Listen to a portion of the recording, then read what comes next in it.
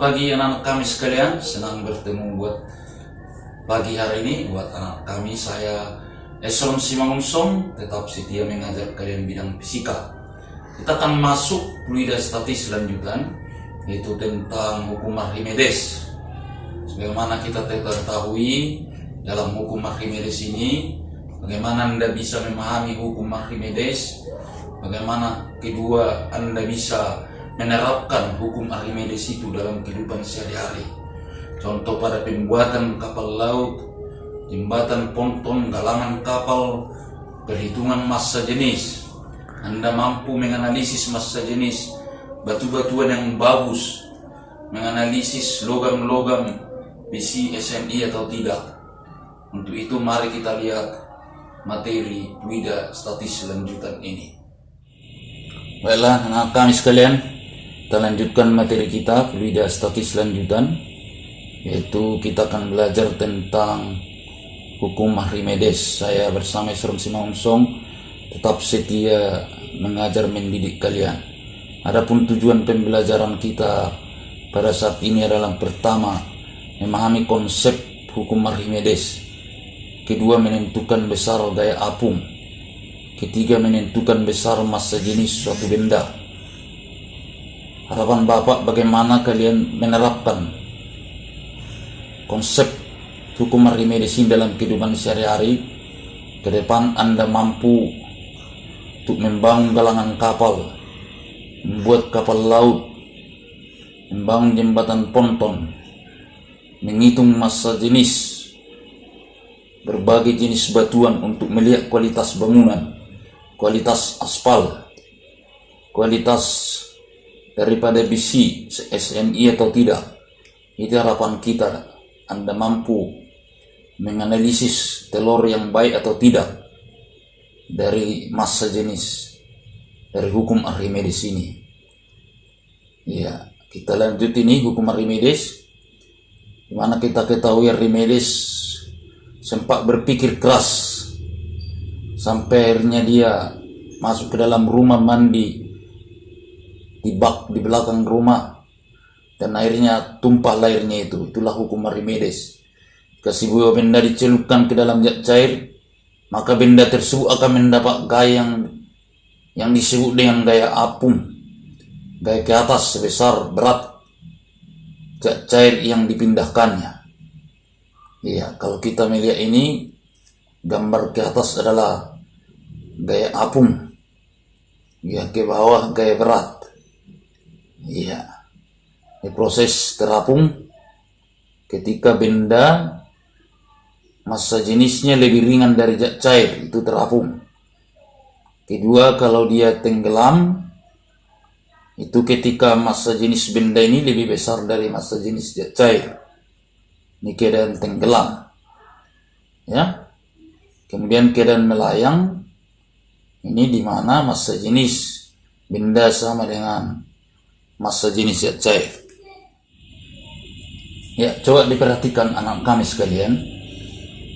Dengan adanya gaya apung, gaya yang diberikan oleh fluida ke atas, itu kita melihat bahwa benda ditimbang di udara itu akan lebih besar beratnya daripada di air.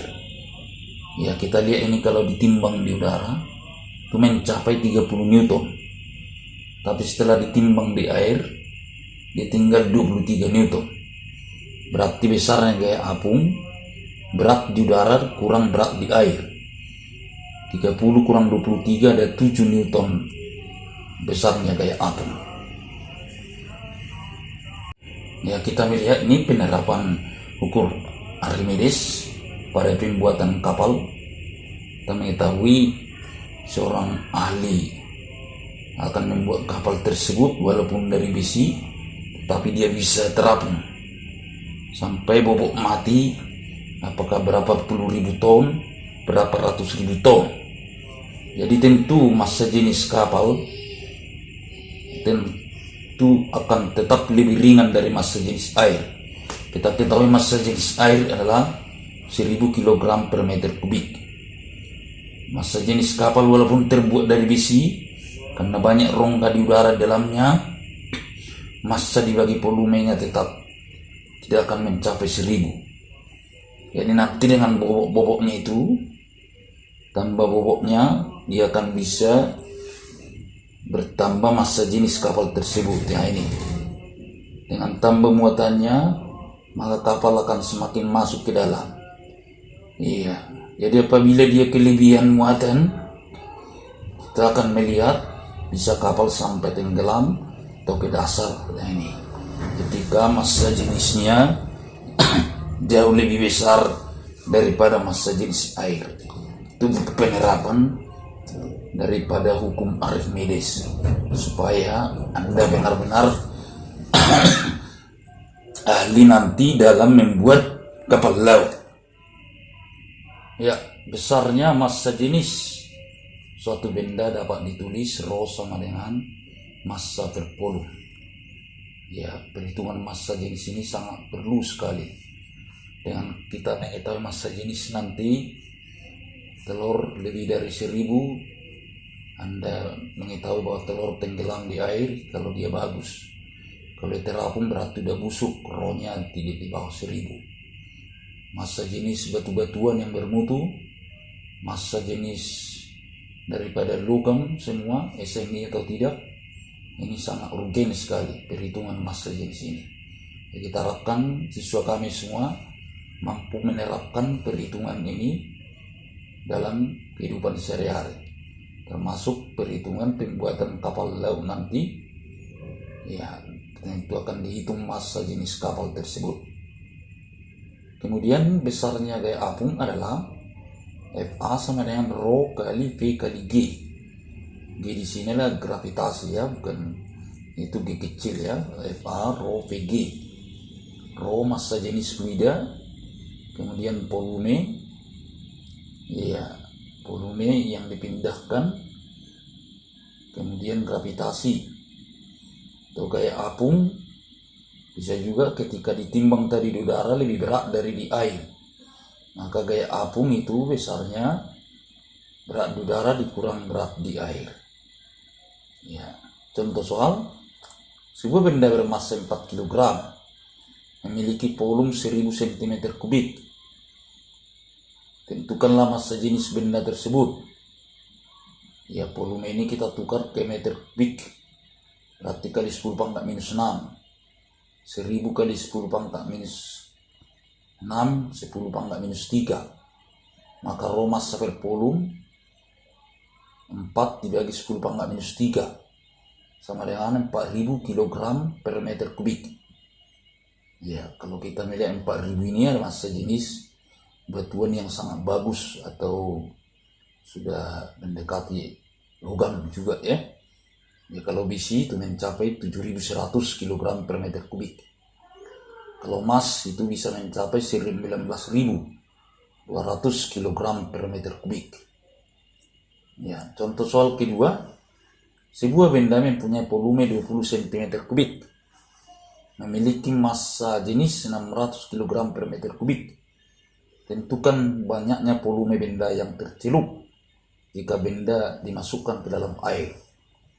Jawab, volume tercelup, buat suatu perbandingan rho benda dibagi rho fluida kali volume benda, maka volume yang tercelup 600 per 1000. 1000 ini adalah massa jenis fluida air kali 20 cm3, maka 12 cm3. Iya, dari 20 itu ada 12 cm3 yang masuk ke dalam air atau 60%. Ya, sekarang kita akan melihat soal, ada 2 soalan kami supaya dikerjakan ya. Yang pertama, sebuah benda mempunyai massa jenis 3000 kg per meter kubik. Jika massa benda 15 kg, tentukanlah besar volume benda tersebut. Yang kedua, 2 buah benda masing-masing massa jenisnya 400 kg per meter kubik dan 600 kg per meter kubik. Jika kedua benda digabungkan atau menjadi satu, volumenya 60 cm3. tentukan volume kedua benda yang tercelup jika dimasukkan ke dalam air. Ya tentu gabungkanlah kedua benda ini, massa jenisnya berapa rata-ratanya nanti. Buatlah perbandingan volume tercelup, rho benda. Nanti rho-nya dijumlah bagi 2 rata-ratanya. Rho benda per rho fluida kali volume benda setelah disatukan, ya. Berbeda sedikit dengan contoh soal supaya nalarnya meningkat dan berpikir lebih kritis. Ya itulah harapan kita dalam fisika ini, kiranya dapat dipahami dan diterapkan dalam kehidupan sehari-hari. Minggu depan Rabu kita akan pada praktek menghitung massa jenis. Nanti kita buat petunjuk bagaimana menghitung massa jenis dengan membuat beker gelas, menimbang benda. Nanti Anda menganalisis batu-batuan, menghitung massa jenis batu yang bermutu, baik, sedang, dan buruk. Dan massa jenis besi, jika ada emasnya, menghitung massa jenis emasnya. Kedua, dan menghitung massa jenis telur, dan sebagainya. Itu akan kita praktekkan secara mandiri minggu depan. Demikian harapan saya, kiranya tetap semangat. Kalau keluar dari rumah pakai masker, jaga jarak, sering cuci tangan, makan makanan yang bergizi. Kiranya Tuhan menyertai, memberkati kita. Tuhan melindungi, menyertai kita, memberikan kesehatan yang senantiasa di bawah perlindungan kasih Tuhan yang ajaib. Terima kasih, selamat pagi. Salam sejahtera untuk kita semua, tetap semangat.